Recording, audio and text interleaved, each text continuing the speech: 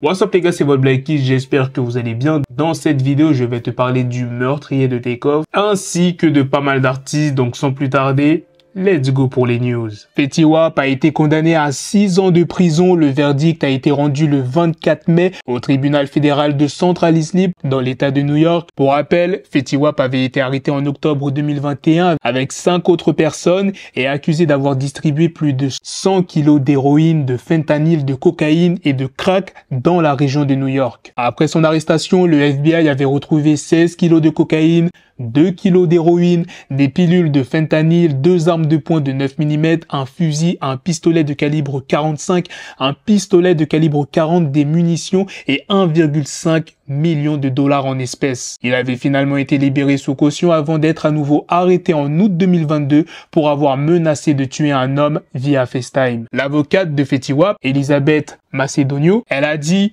en 2020 ou aux alentours de cette date, avec l'arrivée de la pandémie mondiale, les choses ont commencé à changer pour Monsieur Maxwell. Il n'y avait plus d'opportunité de se produire et ses revenus étaient donc sévèrement limités. Il a fait l'objet de poursuites personnelles, il était en instance de divorce et il avait une relation avec un homme de loi qui le volait. Alors que les factures continuaient d'arriver, l'argent pour les payer commençait à manquer. À la même époque, ou presque, Monsieur Maxwell a perdu ses grands-parents et plusieurs autres personnes qui lui étaient proches. La dépression et la panique ont commencé à s'installer. Comme nous l'avons dit, Monsieur Maxwell était extrêmement fier de pouvoir subvenir aux besoins de ses enfants et d'apporter son soutien aux autres membres de sa famille.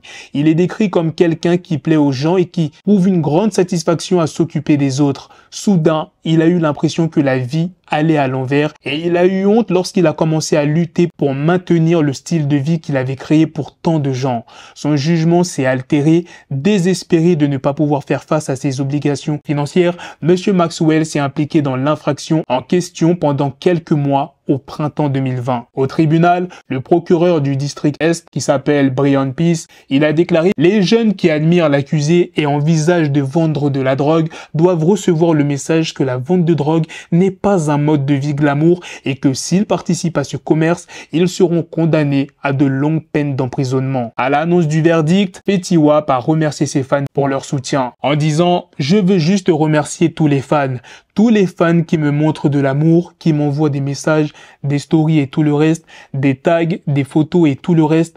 Vous savez, je garde toujours la tête haute. Vous voyez ce que je veux dire? Je vous aime tous, je vous remercie pour tout. Maintenant, je vais te parler de l'histoire de Rafael dos Santos Tosta, qui est un homme brésilien de 22 ans, qui a appris à la dure que parfois, la célébration peut aller trop loin. En voulant célébrer son divorce, Rafael a décidé de faire un bridge swing de 21 mètres de haut au Lagoa Azul à Campo Magro. C'est une activité extrême et malheureusement pour lui, cela s'est terminé en tragédie. La corde s'est cassée et Rafael a plongé dans l'eau, se fracturant le cou et la colonne lombaire en plus de blessures au dos et au visage. Il a été secouru et transporté à l'hôpital.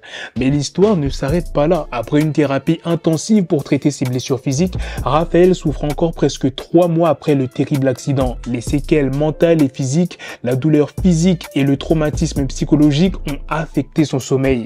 Il souffre de crises, de cauchemars et il a peur de s'endormir. Il dit: mon sommeil n'est pas le même. Je ne peux pas dormir. J'ai dû demander de l'aide. J'ai commencé à avoir des crises, des cauchemars et j'ai peur de m'endormir. Mais malgré tout, Rafael a trouvé une leçon positive dans cette expérience traumatisante. Il a pris conscience de la valeur de la vie et a appris à être reconnaissant pour chaque jour. Il a déclaré qu'il ne voulait plus être la même personne qu'il était avant et qu'il devait être reconnaissant d'être en vie. Il dit: vous commencez à voir la vie et à être reconnaissant pour tout. Ce n'est pas que je m'en fichais auparavant, mais je ne l'ai pas regardé avec cette perspective. C'est un message puissant de la part de quelqu'un qui a vécu une expérience aussi traumatisante. 2 jeunes adolescentes de 14 ans ont été victimes d'attouchements au niveau de l'entrejambe par un homme de 75 ans alors qu'elles attendaient le bus à Saint-Raphaël. Elles se sont enfuies dans un centre commercial. L'homme de 75 ans qui a fait ça a été placé en garde à vue. Voici les propos que le président Emmanuel Macron a tenus. Je ne suis jamais méprisant. Ceux qui méprisent vraiment les Français sont ceux qui leur mentent. 81% des Français estiment que la qualité et l'efficacité des services publics s'est dégradée. Dans l'hôpital, 74% dans l'éducation, 68% dans la sécurité, 67% dans la justice et 57% dans les transports. Un homme de 30 ans a été interpellé dans le métro à Paris alors qu'il vendait à 2 touristes américains un ticket magique censé leur permettre de voyager partout pendant 6 jours à 150 €. Il s'agissait d'un billet simple à 2,10 €. La chaîne de cinéma MK2 en partenariat avec YouTube va proposer des projections sur grand écran de vidéos populaires de la plateforme et de contenu en avant-première. Patrick Clark a été officiellement inculpé pour le meurtre de Takeoff. Récemment, Booba a réagi à la photo de Maeva Guénam. Il a dit « Merci à Maeva Guénam d'exposer les dangers et les dérives de la chirurgie esthétique. » Enfin là, c'est plus de la sidérurgie qu'autre chose. Et récemment, Maeva Guénam a réagi. Et je vois sur Twitter et tout, l'autre bouffon, il a riposté parce que je vous ai montré ma cicatrice et tout. Et il y a des gens, ils se moquent de moi et tout. Et franchement, ça me fait trop de la peine parce que c'est vraiment un complexe. Genre quand je me regarde, j'ai l'impression de voir que ça. Imaginez, j'ai une cicatrice en plein milieu du visage. Et je dois me refaire opérer et je vous jure que ça me... Déjà, je suis pas bien de la voir, mais en plus...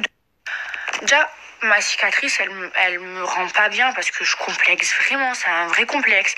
C'est comme si on traite de grosse quelqu'un qui est en surpoids.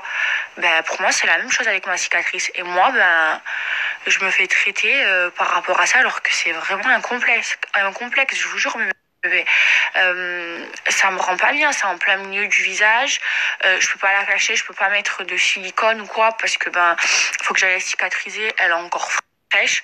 En fait, ce côté-là est plus ouverte que ce côté-là, mais j'ai quand même une cicatrice en plein milieu.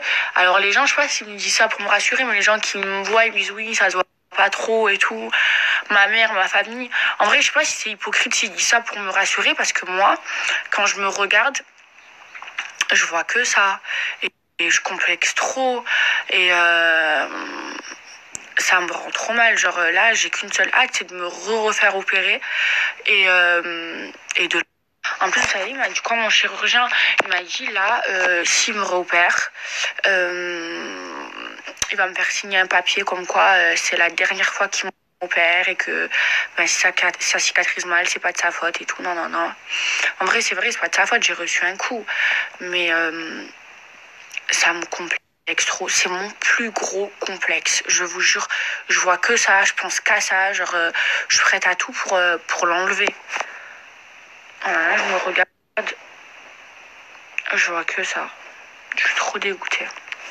Voilà les gars, c'est la fin de cette news, c'est aussi la fin de cette vidéo. Dites-moi dans les commentaires qu'est-ce que vous en pensez de toutes les news que je vous ai présentées dans cette vidéo. Sur ce, on se donne rendez-vous très prochainement pour d'autres vidéos news. Prenez soin de vous la famille. Peace.